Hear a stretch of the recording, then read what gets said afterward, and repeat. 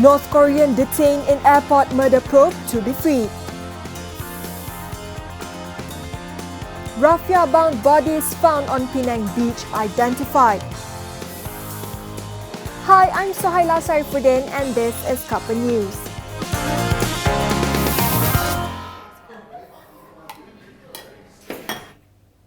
Ri Jong-chol, the only North Korean arrested so far over the airport assassination of Kim Jong-nam, will soon be freed and deported. According to the Attorney General, there's insufficient evidence to charge him.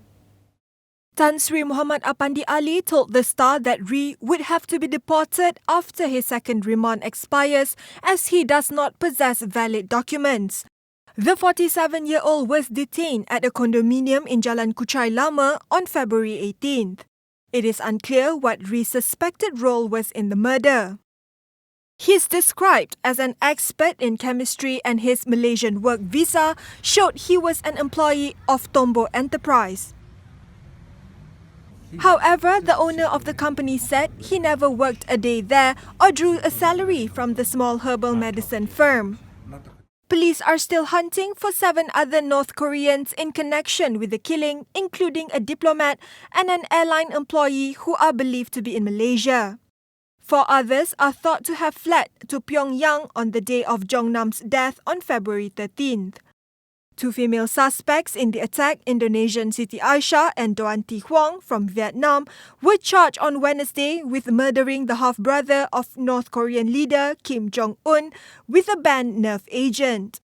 Both have claimed that they thought they were taking part in a prank video, but police have dismissed the claims. Meanwhile, Jong-nam's assassination has sparked another diplomatic fallout with Pyongyang. Malaysia slammed the door on visa-free visits for North Koreans, a new policy that will take effect from March 6 on the grounds of national security. Saya ingin menyebutkan bahawa mulai daripada hari Isnin ini, semua warga negara Korea Utara yang mahu ke Malaysia akan dikenakan visa. Okey? Dan visa ini dikuatkuasakan setelah mengambil kira bahawa soal keselamatan diutamakan oleh negara kita. Dan kita tidak boleh untuk diletakkan di dalam apa keadaan sekalipun dan kita harap langkah yang dilakukan oleh Kementerian Dalam Negeri dan Jabatan Immigration akan melaksanakannya mulai hari Isnin ini. South Korea has consistently pointed the finger of blame at North Korea for the assassination, citing what they say was a standing order from Kim Jong-un to kill his half-brother who lived in exile. Pyongyang, which has never acknowledged Kim's identity, has denied the charge and disputes the autopsy, claiming Malaysia is in cahoots with its enemies. Now, Pyongyang is still insisting that its citizen, named as Kim Chol, based on his passport, died at KLIA-2 from a heart attack and not by poisoning. 앞으로 조금만 더 놔주세요. 조금만 앞으로 예 마이크가 요 앞에 있어서요. 예 앞으로 조금만 더. According to the information we have, Kim Chol has health problems.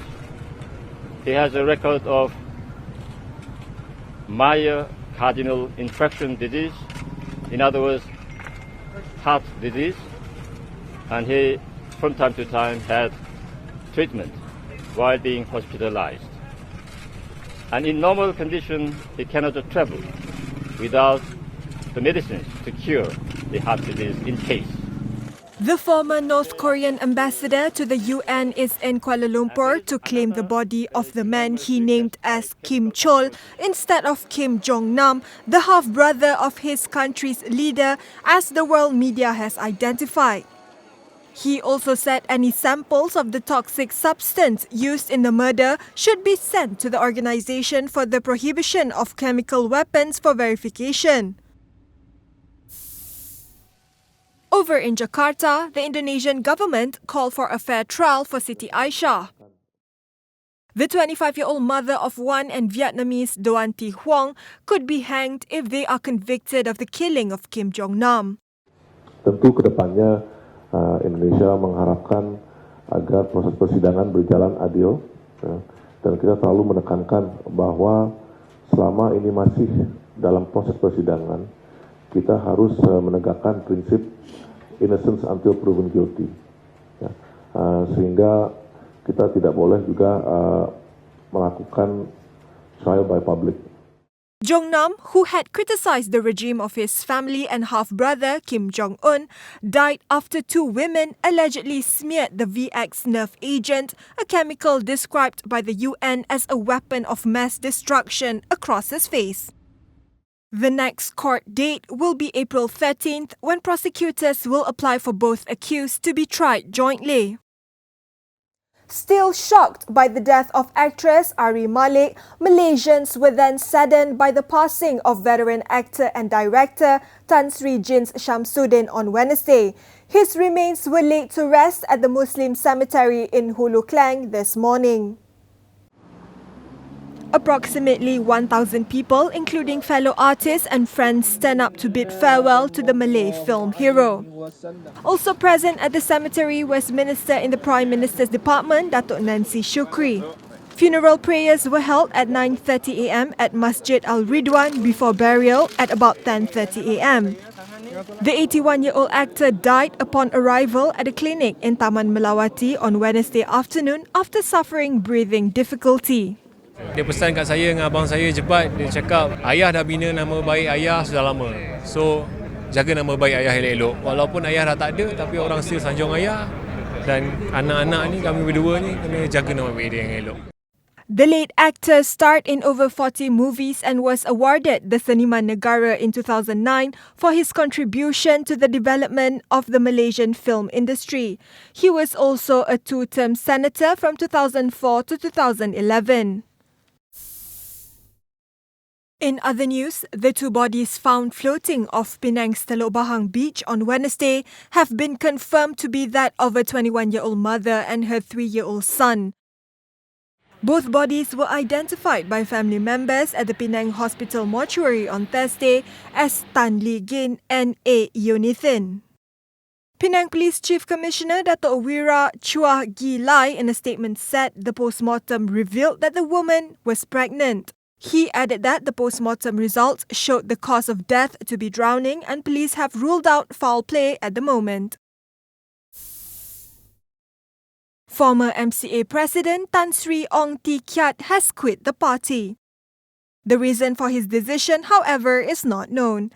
According to the China press, Ong said he just wanted to be an ordinary citizen and was no longer suitable for political games after 36 years. He added that he has no plans to join any party in the future and would now concentrate on his business, cultural work and write a book. Ong, who has been involved in politics since 1981, was appointed as Transport Minister after the 2008 general election. He was elected as MCA President the same year. The 61-year-old served as Ampang Jaya MP for 5 terms before losing the seat to PKR Vice President Rafizi Ramli in the 13th general election. The Court of Appeal has allowed Sisters in Islam to proceed with the judicial review application against a fatwa that labelled them as deviants in Islam. The panel, led by Judge Datuk Tengku Maimun Tuan Mat, said that it disagrees with High Court Judge Datuk Hanifah Farikullah's decision in upholding the preliminary objection without hearing merits of the case. The case was initially granted leave for judicial review in December 2014, but in June last year, Hanifah ruled that only the Sharia court has jurisdiction over fatwa matters as it is concerns Islamic issues. The case will now be remitted to the High Court to be heard in front of another judge on March 9th for case mention. Snapchat parent, Snap Incorporated, priced its share offering Wednesday to give the popular social network a market value of some $24 billion. Snap said in a statement, its IPO share price was set at $17 above the expected range of $14 to $16 amid high investor demand. That will make the California startup the biggest share listing in the tech sector since Chinese e-commerce group Alibaba in 2014 and the largest US tech firm to make its market debut since Facebook in 2012. The two accountants involved in the embarrassing mix-up at Sunday's Oscars will not be invited back to the show. Brian Cullinan and Martha Ruiz were the two members of PricewaterhouseCoopers, the firm responsible for tallying and safeguarding Oscar votes and results, who were in charge of handing out the winning envelopes to presenters at the ceremony. The mix-up resulted in Cullinan handing Warren Beatty and Faye Dunaway a duplicate of the Best Actress envelope instead of the one that had Moonlight winning for Best Picture. No, there's a mistake. Moonlight, you guys won Best Picture. Moonlight won. This is not a joke. This is not a joke. Moonlight has won Best Picture. Moonlight, Best Picture. Cullinan has come under scrutiny for reportedly tweeting during the ceremony, sending out a picture of Emma Stone, who won the Best Actress award for La La Land, minutes before handing Beatty the wrong envelope. French artist Abraham Poincheval has emerged dazed but happy from living inside a giant rock for 1 week at Paris' Palais de Tokyo Contemporary Art Museum. He ate stewed fruit and purees in a stone equipped with an air vent and personal items like logbook. The artist said the experience led him on a journey of self-discovery of sorts. His next feat will be to mimic a hen by sitting on eggs until they hatch, a performance that will begin on March 29th and will last from 20 to 26 days. And that's all we have for Cuppa News. Good night.